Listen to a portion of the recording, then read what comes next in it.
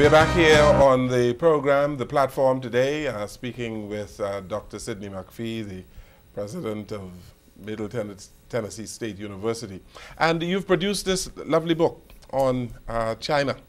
Why did you do it? Well, actually, it was not an objective. It was not designed. I am an amateur photographer, always loved to take photos. And over the years that I've traveled to China, my first visit to China was around the year in 2000. And over the last 14 years, I visited now about 120 cities, counties, and provinces throughout China. And so about 4 years ago, I was showing one of my Chinese university president's colleagues some photos that I had taken of different parts of China. And he looked at me and said, "You should do an exhibition of this work." I said, "Well, I'm not a professional photographer." He said, "No, this is good work." Well, the long and short of it, in 2010, I did a 4-city exhibition of my photographic work in Beijing, Shanghai, Hangzhou, and Lanzhou, all organized by the universities that we have partners with. It was very successful. CCTV picked it up. And as a result of that, one of the largest publishing companies in the world in Changsha, China, called South Central Publishing Company, the publisher called me up and asked me if I would be interested in doing the book. The Ministry of Education of China, through the Hanban Institute, encouraged me to do it. They funded the book. It was launched 2 years ago at the London Book Fair. It is considered, the Minister of Culture has identified it as one of the top cultural books in China. Wow. And just this past December of last year, I traveled to Beijing, where the Deputy Prime Minister of China gave me an award for the impact of this book on the culture of China. Excellent, excellent. So, this is wonderful. And the photographs are vibrant, very compelling. And you would have thought that this was done by, you would not think that it was done by a university president, but by a professional photographer. It was done in my spare time. In your spare time? It was. I was just blessed. I still pinch myself to this day because it has been successful that they've signed me to a contract to do a second book. Wow. And the second book will be focusing on the ethnic minorities in China. There are 56 ethnic minorities in China. And in fact, in May, I'll be going to Tibet, one of the most adventurous places in the world. They are taking me to Tibet to take some photos. Yes, that would be the way to deal with the altitude. Take the train, yeah. Yeah, to do the altitude. But it has been enormously successful.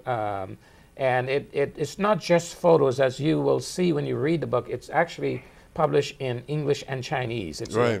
I talk to people in the communities when I visit the parts of China, and I get their impression about their experience dealing with a foreigner, me being a foreigner in their country.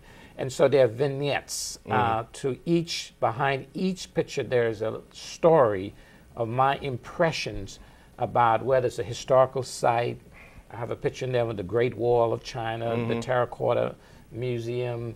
I've been to great cities like Donghuang, one of the oldest cities in the world. That's a photo of Donghuang. That's exactly of the grottos in Donghuang. Okay. So because of the partnership that I've had with the Chinese and high-level government, they've taken me to places that most tourists never get to see. Access to those places, and they're reflected in that book. I want to hold this book up so that our camera can get some of the shots of this book. And you would have written the English for it. That's correct. And they had an editor who in Chinese would have translated to Mandarin. Mandarin. That's correct. And you have written apparently about various aspects of life in China. Yes. For instance, I see you have a piece here on education. Yes, it includes my observation about the educational system, my observation about the different types of people, my feeling. That is one of the one that you hold up, the Great Wall. This is your best shot.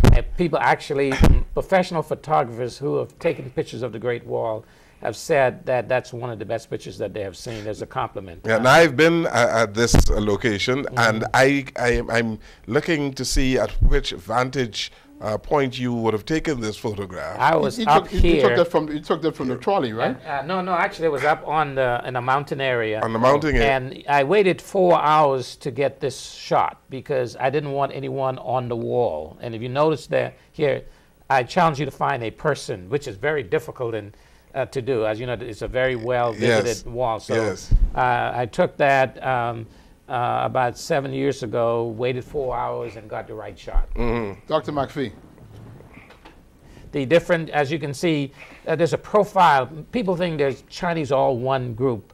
There's so much diversity in their language, their dialect, their features. There are Chinese who are Muslim. There are Chinese who are very few are Christians, but there are Christians. There are a couple of pictures there about the ethnic diversity of the country. And they're Buddhists as well. The Buddhism is the primary. This is one of the major Buddhist monastery that they took me to in the deepest part of China. I've been to Inner Mongolia. I've been to Xinjiang. I've been to the beaches of China in South China, which is absolutely beautiful. And in fact, there's some pictures I took of a hotel in China 2 years ago that very much mirrors, I think, what's being built in Bahama in terms of its design. So you've become an expert on China from doing these things, it seems. Well, I've been blessed to have really great friends, Chinese friends, who have hosted me over the years, and my family. In fact, my daughter, when she was small, she traveled with me to China. Now she has a master's degree. She speaks Chinese fluently, and she lived and worked at a university in China for about 3 years. Wow. My question is this. I see you as an artist using the camera. And it's like an artist who paints or somebody who writes. They see things that a normal person doesn't, that the average person doesn't see. What did you see when you were taking your... That is a very good observation, because what I'm told by professional photographers when they see my photos is that they say you have a good eye. Yeah. And I didn't know what that meant. I heard it in baseball, you know, in the baseball context, but never in the photographic context until I started having conversations with professional photographers. And I just can't explain it. There's a feeling. There's, when I'm walking with my camera, I keep turning, I keep looking, and I see things from different angles that the ordinary wouldn't see. Yeah, well, I guess what the that's what the professionals would say. Yeah. This book will, and I'm sure you'll get to it for those who are interested. There's a book signing on Monday at the College of Bahamas from 3 to 5. Okay. In the library of the College of the Bahamas. I'll be doing a lecture. I'll be doing a PowerPoint talking about China as a world economic power and why China matters, why we should know about China. The challenge is the Chinese are very good about knowing about the world. We, whether it's in the Bahamas or in America, are not very good about learning. We're very ethnocentric in the sense that we think we don't have to learn about other people's culture. No, that's the American order. And so what you see happening in China, and you see it in the Bahamas, is that the Chinese are all over. They're spreading their influence. They speak English. Yes.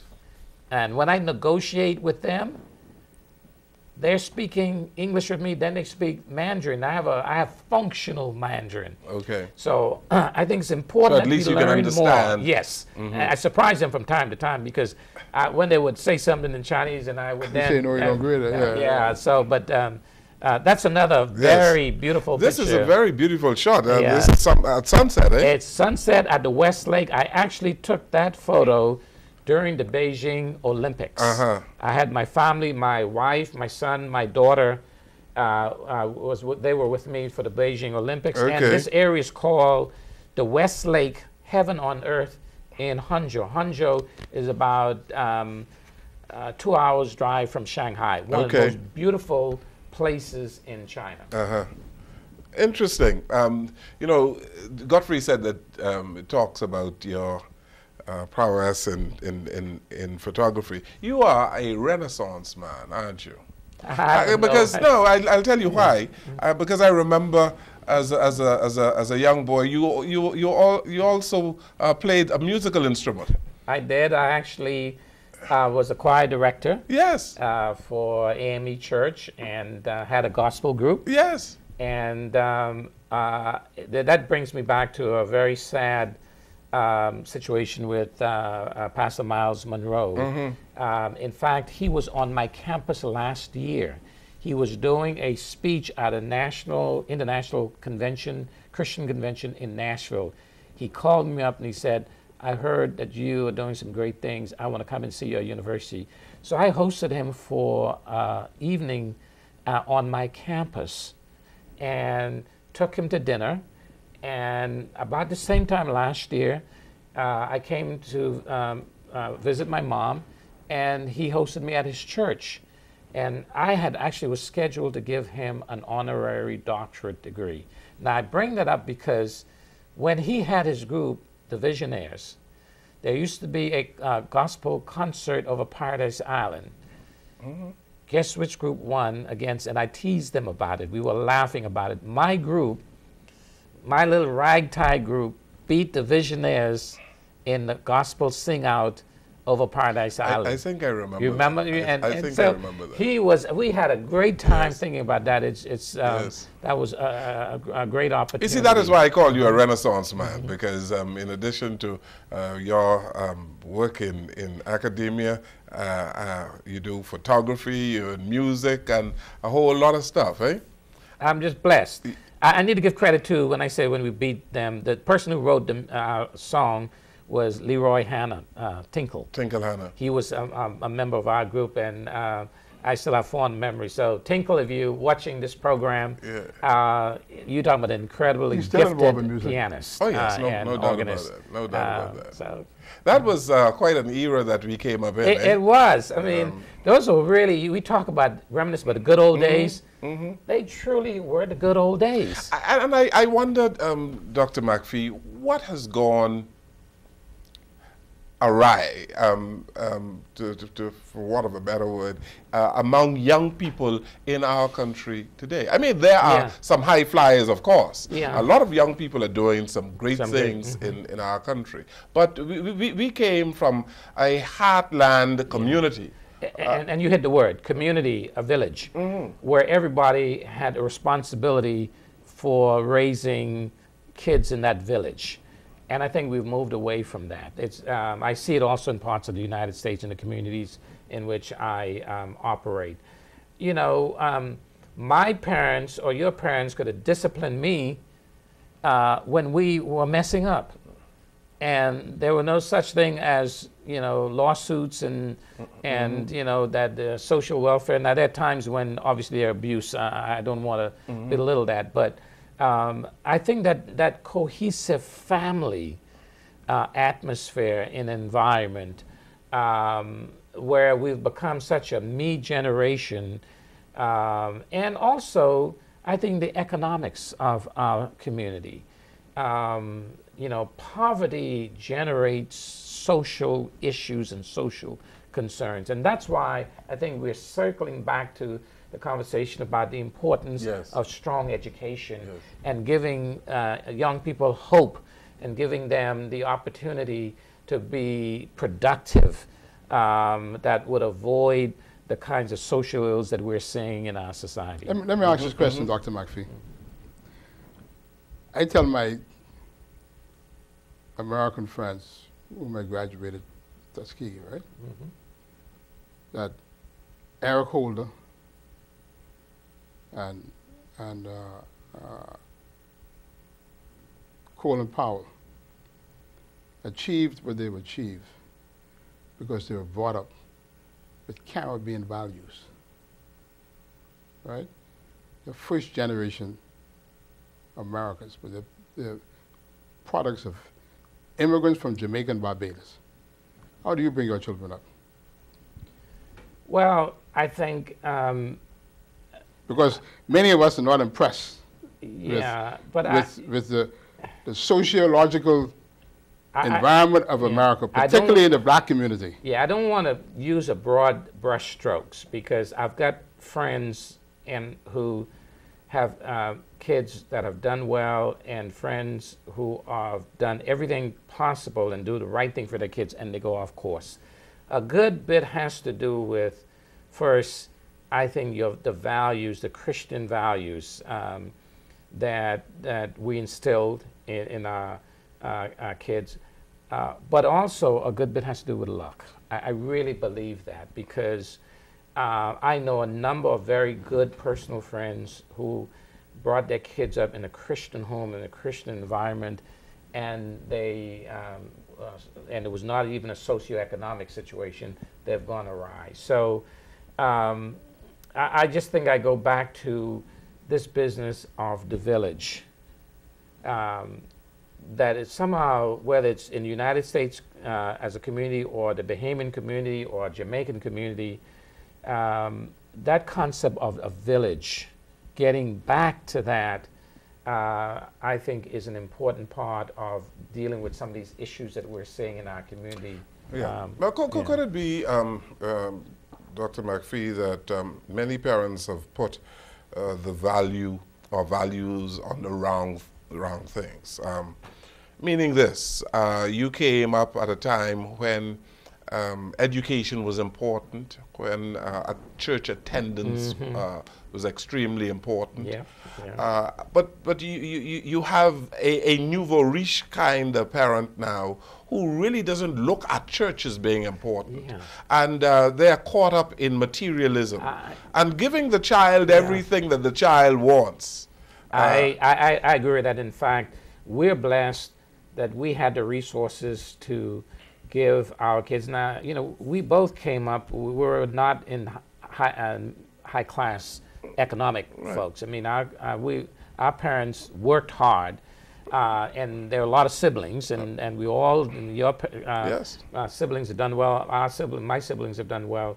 But with my kids, there were times when I held back, when I said no for something that I had the ability and the resources to give, just to teach them the value, of that everything doesn't come easy. Yes. And I think that is the point that you're making. I really do think that is part of it. And I go back to the Boys Brigade. I mean, whether it's the church, Mr. Arlene for the Boys Brigade, I was in the Anglican and group. All of those things help, shape us and give us that foundation that allowed us to be who we are today. That I think a lot of that is missing. We're leaving too much time for the television, for our kids to learn values from TV or learn values from on the streets. Now, they'll get it on the streets. My kids came home with some things that they learned, but then at least we had conversations about that, and I was able to put some balance.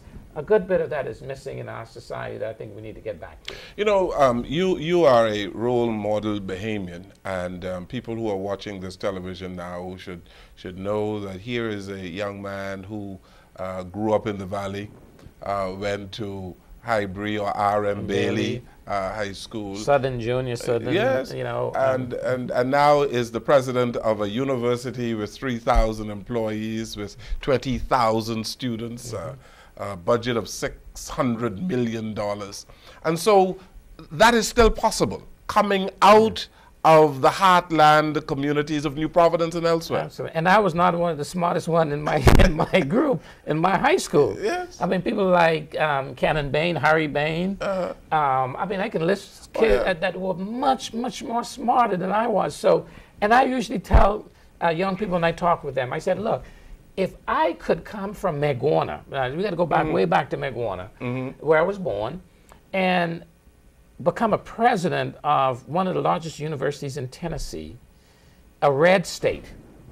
I mean, the red state. I mean, a deep, deep red state. Republican state. Just think what you can, because I didn't have, and you didn't have, and you didn't have the kinds of resources and the counselors and all the other thing that a lot of our young people have today. Absolutely. And I didn't go. I mean, my brothers went to private school. Earl, with the Ministry of Tourism, went to St. Augustine, but I went to a public school. Right. And I'm proud of that. So you don't have to, you know, have all of the trappings of the resources. What you do to apply yourself.